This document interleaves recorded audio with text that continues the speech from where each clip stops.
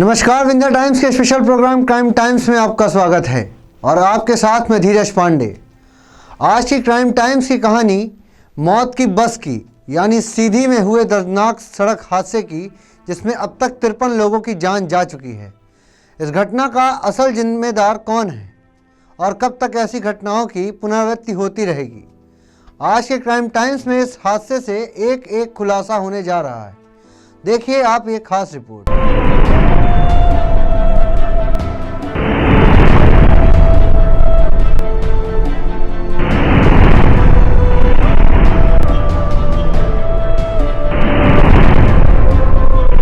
तारीख 15 फरवरी सतना में हो रहे नर्सिंग की परीक्षा को लेकर परीक्षार्थियों के मन में कंपटीशन का भाव था और कुछ कर गुजरने की तमन्ना थी। सुबह हुई, परीक्षा सेंटर पर परीक्षा के लिए परीक्षार्थी सीधी से सतना के लिए निकल पड़े।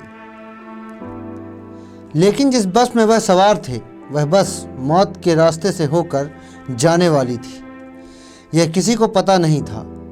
सभी परीक्षार्थियों ने हंसी खुशी अपने घर वालों से आशीर्वाद लेकर अलविदा कहा और परीक्षा देने के लिए रवाना हुए। सीधी से बाया बगवार हिनौती होकर सतना जा रही परिहार ट्रेवल्स की बस यात्रियों से खचाखच भरी हुई थी। किसी को इस बात का आभास नहीं था कि वो मौत के कितने करीब है। सीधी जिले के ही सरदा पटना गांव से बस दुर्घटना का शिकार हुई और पूरी की पूरी बस ने जल समाधि ले ली, जिसमें अब तक 53 यात्रियों की दुखद मौत हो चुकी है।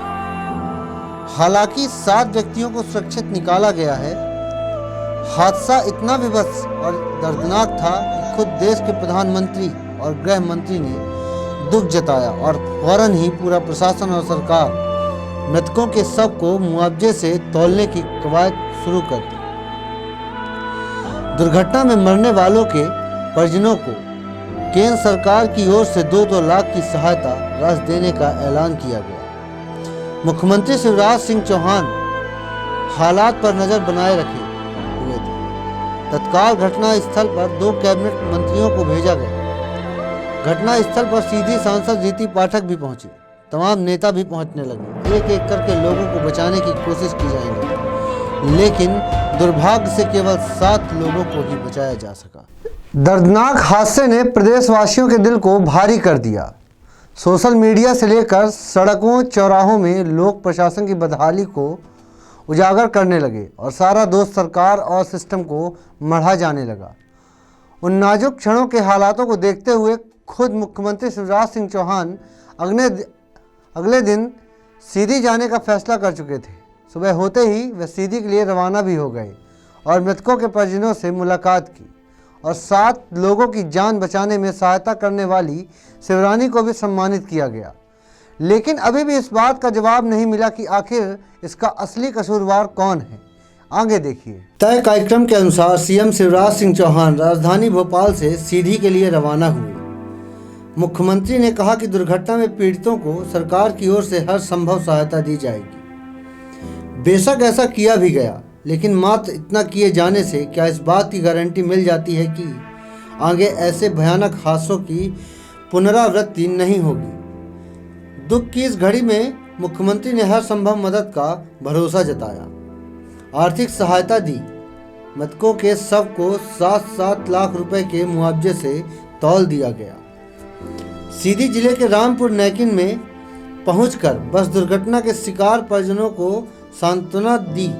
रामपुर नैकिन में मुख्यमंत्री ने सामुदायिक स्वास्थ्य केंद्र में जाकर दुर्घटना में घायल व्यक्तियों की कुशल क्षेमी जानी।